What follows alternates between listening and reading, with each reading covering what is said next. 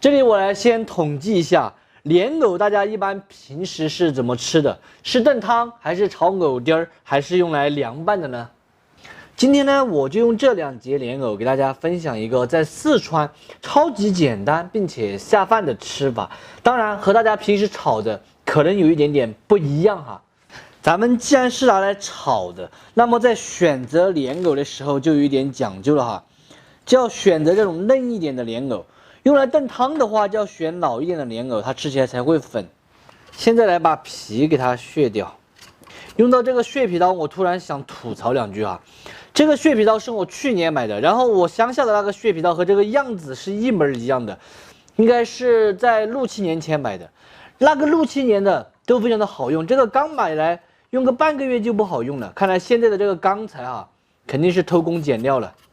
表面看起来一样的，实际那个钢材可能差别就很大。莲藕去皮洗净后，现在要来切一下。平时我们炒莲藕一般都是切丁儿来炒，或者是切片来炒。今天我们要来个难度稍微高一点的，切丝来炒。这个刀有点钝了，把莲藕切成2粗丝就可以了。反正在切片的时候，我们挨着这个切，它一切出来就是码得整整齐齐的。不需要再额外的码了。这个莲藕丝它比较容易断，切的时候我们要稍微注意一点，太脆了嘛。切到这里的时候，我们这样子不是不好拿了吗？给它翻一面，翻下来，这样就又好切了。还是老规矩，切片。这个切出来码得整整齐齐的，很好切，很好切。可能大家说，哎，我的刀工没那么好，这个刀工嘛。慢慢来，多切几次，自然而然就好了。肯定是没有什么技巧的哈，都是熟能生巧。切出来全是一根一根的。莲藕切好过后，来切上一点小青椒，给它配一下，再打斜刀切成丝。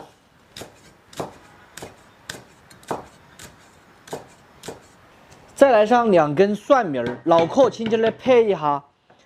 再切成花花，像葱花一样的。脑壳和小青椒放到一起，叶子切来单独放。再来上一点姜蒜，先配一下，再给它剁碎。姜蒜米不用剁得太碎，因为是拿来炒菜的嘛，不是拌凉菜的。切好的藕丝放入清水中清洗一下。它和土豆丝是一样的，清洗这一步主要是洗去它的淀粉。莲藕也是有很多淀粉的，你们看下去这个水就变得浑浊了，把它捞出来控干水分就可以了。东西全部都准备好了，我们先休息一会儿再炒，因为老板去逛街了，现在呢还没有回来。前2天有朋友私信我哈，说你变了，难道你忘了你的初心了吗？我们是来看你炒菜的，不是来看你打广告的。其实我想问一下这位朋友哈，你知道我的初心是什么吗？在这里也不妨给大家说一下，我的初心就是让家人过上更好的生活。无论是做视频也好，还是卖货也好，其实它最终的目的都是为了让家人过上更好的生活。当然卖货我也可以摸着我的良心说，赚的钱绝对是体面钱，不是说把9块9的东西卖到19块9或者卖到29块9，也不是说随便拿一个东西来卖给大家就可以了。卖货的话，我也卖的东西比较少吧，就名扬火锅底料19块多，名扬酸菜鱼7块8，还有我们内江特产赵老四和黄老五的花生酥、麻花这些9块9起，这些价格哈，反正我不多说，基本上是没有更便宜了。我对得起我自己的良心吧，我只能说赚的这个钱，至少我卖货赚的这点钱啊，至少还是很体面的钱，没有去坑谁的钱。哎呀，不要说了，说了这些，等一下老板又要骂我。咱们炒菜，锅内水开，给它来上1勺盐，下入切好的藕丝，再来2滴油，焯一下水，让藕炒起来更加快速的成熟。第2个就是炒的时候它不容易断，加一点油的话，让它焯出来更加的鲜亮哈，作用是。烧开就可以用漏瓢给它漏出来控水了。现在另起锅，来上一点菜籽油，5成油温下入姜蒜末，稍有煸炒后，下入青椒丝和蒜苗花，继续用大火煸炒，主要就是吃它们的香味。炒香过后下藕丝，先用大火剥断，哈开的给它调味盐、糖、鸡精，继续用大火翻炒匀净。莲藕炒至断生，现在关火出锅。莲藕炒至断生的时候下蒜苗花花，翻炒均匀就可以关火出锅喽。比土豆丝还要好吃的清炒藕丝出锅喽。我记得以前在成都当学徒的时候有点好玩哈，我问那些炒菜的师傅清炒什么意思，他们就跟我说是轻轻的炒，不能摔锅，不能发脾气。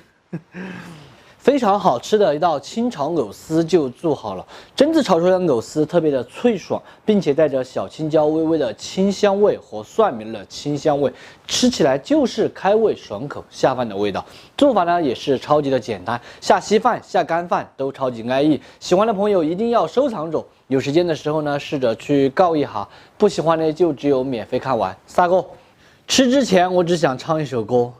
偏偏枫叶是你无情的吻，却吻上了别人的唇。我在黄昏里苦苦的等，等你这个回家吃饭的人。真正的苦苦的等，从做菜的时候就在等，等到现在老板儿还没有回来，菜都好了。我饿了，你们看到我口水都黑起流了。我先尝一点，管他的。